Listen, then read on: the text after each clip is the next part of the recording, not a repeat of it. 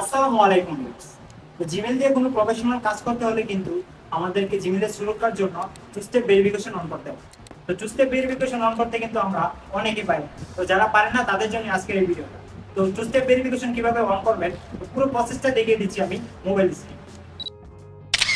আমরা চলে আসবো গুগলে চলে আসার পরে আমার লোগোটাতে একটা ক্লিক করলাম। তারপর এখান থেকে আমার জিমেলের পাশে একটা ক্লিক করলাম। আমার সকল জিমেল শো করেছে। এখানে অন্য জিমেল হলে আপনার জিমেলটা সিলেক্ট করে ম্যানেজ গুগল অ্যাকাউন্ট এখানে একটা ক্লিক করে দিবেন।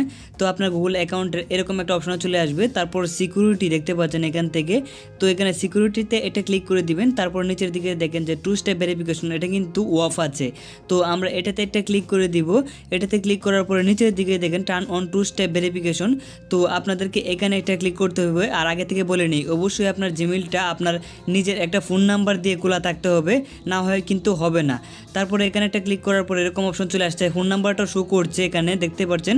তারপরে হচ্ছে ডানে একটা ক্লিক করে দিবেন। ডানে ক্লিক করলে কিন্তু আপনার টু ফ্যাক্টর ভেরিফিকেশনটা অন হয়ে যাবে, কিন্তু তা কিন্তু না। আপনার উপর একটা মেইল আসছে, মেইলে ক্লিক করে এরকম অপশনে চলে আসবেন। তারপর কন্টিনিউতে একটা ক্লিক করে দিবেন। কন্টিনিউয়ে ক্লিক করলে মানে এই যে জিমেলটা এটা আপনার কিনা তারা নিশ্চিত হয়ে নিচ্ছে। তারপরে কিছুক্ষণ লোডিং নিবে এবং আপনারা অবশ্যই অপেক্ষা করবেন। তারপরে দেখবেন যে আপনার টু ফ্যাক্টর ভেরিফিকেশন অন হয়ে গেছে।